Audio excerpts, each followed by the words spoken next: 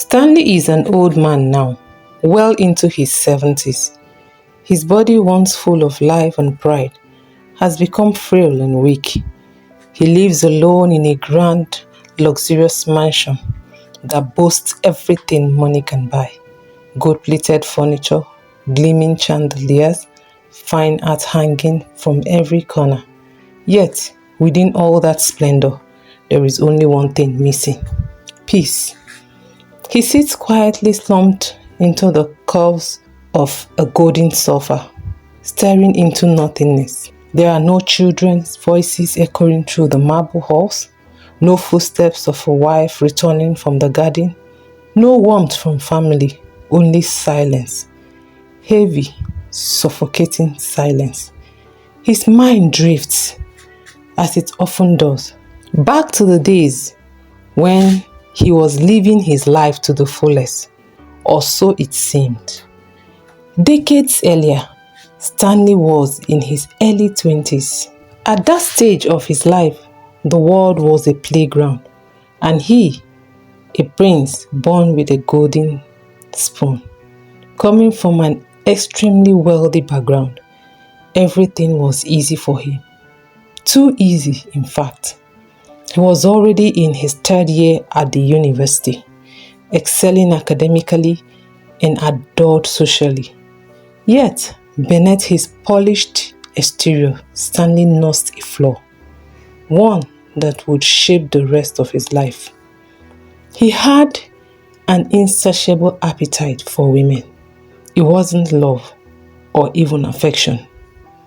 For Stanley, women were objects of pleasure, fleeting moments to be acquired, enjoyed, and discarded. He couldn't go a single day without seeking intimacy with a woman. And he believed quite arrogantly that his wealth could buy him any woman he desired. He became a regular at parties and clubs. Every evening ended with a woman in his bed, and each morning he would hand them money and pills, emergency contraceptives, just to ensure no accidental pregnancies. However, those pills did not always prevent the consequences of his recklessness. On the occasion when a woman would return to inform him that she was pregnant, Stanley would scoff. He would insult her intelligence, question her motives, and throw money at her, demanding that she get rid of what he referred to as that thing. He stopped keeping track of the number of women. At first, he had tried to record names and encounters, but eventually he gave up. They were no longer individuals to him, just blurred memories from parties he could barely remember. Some of the women, broken and desperate, complied. They collected the money and went ahead with the procedure, often endangering their health. Others were different. They lashed out at him, cursed him for making them kill innocent lives.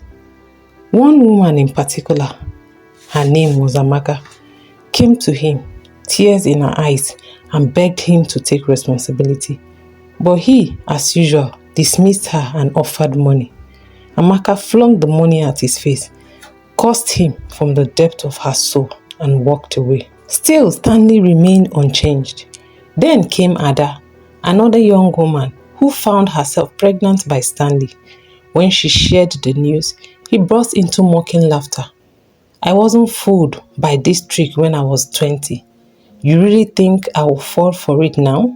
He threw money at her feet and told her coldly to get rid of the thing. Ada picked up her dignity and turned to leave. But just before stepping out the door, she looked him in the eye and said, "Karma will surely find you." But even that warning did not stop him. Stanley simply moved on, forgot about Ada and every other woman before her, and continued with his lavish, careless lifestyle. Not long after, Stanley and three of his closest friends were on their way to a neighboring state for a friend's extravagant party. Suddenly, sounds of wheels, shattering glasses, sounds of siren.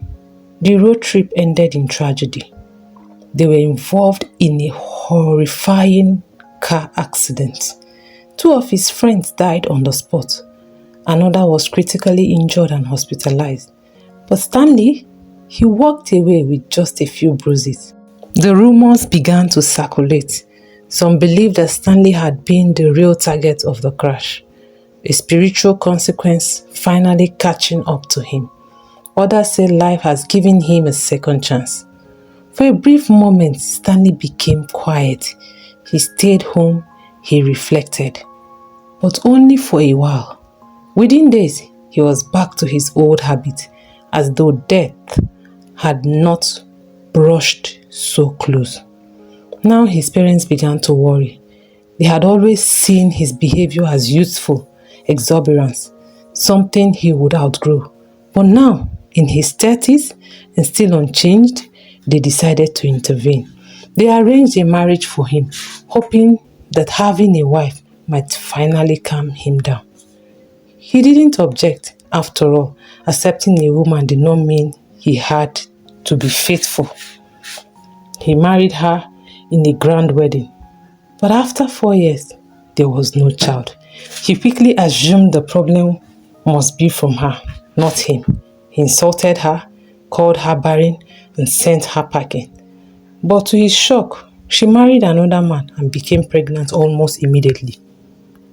For the first time, a seed of doubt was planted in Stanley's mind. Still, he chose pride over reason. He began seeking wives on his own, each marriage more lavish than the last, but none of them resulted in children. After 3 or 4 years, each woman left him, not because he sent them away this time, but because they discovered the truth. Stories from his past followed him like shadows. He married 8 times. Each woman left him empty and alone. Eventually, in his 60s, Stanley began to accept the harsh reality. He was the problem. He had spent his entire youth destroying lives, and now he could not create life of his own. He could not have a child of his own. His once energetic frame now carried the weight of loneliness. His mansion, filled with wealth, had become a prison. Each night, as he lay in his king-size bed, he heard the sounds of babies crying in his dream, the voice of children never born, the guilt unshakable, undeniable. One sunny afternoon, as he sat on his lobby, he watched a neighbor, a man his age, playing lawn tennis with his grown children. His wife sat nearby, cheering them on. Stanley closed his eye, and the weight of regret crushed him. And for the first time, he truly mourned the life he had wasted. Stanley, desperate for some kind of help, and also to escape loneliness, he hired a young housekeeper named Choma. She was polite, hardworking, and careful to avoid unnecessary interaction. She was saving up for school, and the job suited her because it wasn't daily. One day, her mother, Ifoma, decided to visit her at work. As she stepped into the mansion and laid eyes on Stanley, her heart skipped a beat. The name, the face, everything confirmed it. Chama introduced her casually. "Mommy, meet Mr. Stanley, my boss." There was a long silence. Ifoma broke the silence. "You don't recognize me, do you?" Stanley looked puzzled until she began recounting their past. The moment, the pregnancy, the rejection, the child. Then it hit him like a thunderbolt. Her name rang a bell immediately. "Ifoma, is that you?" He fell to his knees immediately, his voice cracking. He began to beg for forgiveness, explaining how he had tried to find the women he had wronged, believing their forgiveness might free him from this curse upon him. The memory reopened healed wounds and brought back pains. Ifoma, overwhelmed by pain, turned and walked out, tears flowing down her cheeks. Chioma, her daughter, ran after her. When they got home, Ifeoma finally told Chioma, her daughter, the whole truth. Chioma, the man you work for is your father. That piece of information is like a bitter pill, too hard for Chioma to swallow. She refused to go to work for so many days. Days later, Stanley in his mansion, lost in thought. Then his phone rang. Stanley received the call and Ifeoma's voice came through, shaking with emotion.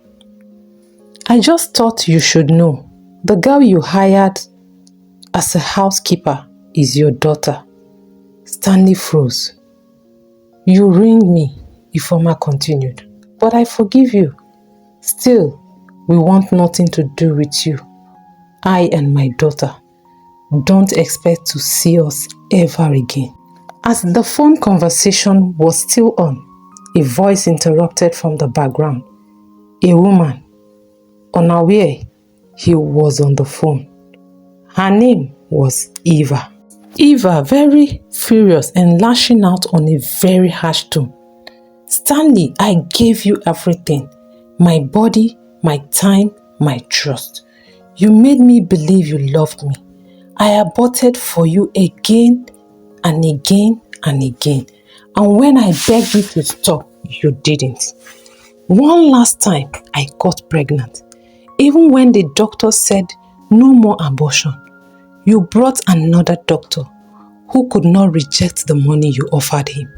I nearly died on that table. And when I woke up, you made me believe everything went well. You knew my womb was removed in the process, but you kept such information, very important information, away from me. It all makes sense now. Why you swore never to marry me. I had to find out my womb was gone after several years of trying to get pregnant for my husband. How wicked can you be? How heartless can a man be? Eva had lost the one thing that made her feel like a woman. She got married, but it ended because she had no child and would never be able to have a child. Eva continued through tears. I searched for you for years, but today is payback. Stanley, I will make you feel every pain I've lived with all these years. Stanley began to plead. Eva, please, I'm sorry. Forgive me. While Stanley was yet pleading, Eva released the bullet on him. Ifeoma and Chioma, still on the call, heard the sound of gunshots. They quickly dropped the phone and ran back to Stanley's house and found him lying in a pool of his blood.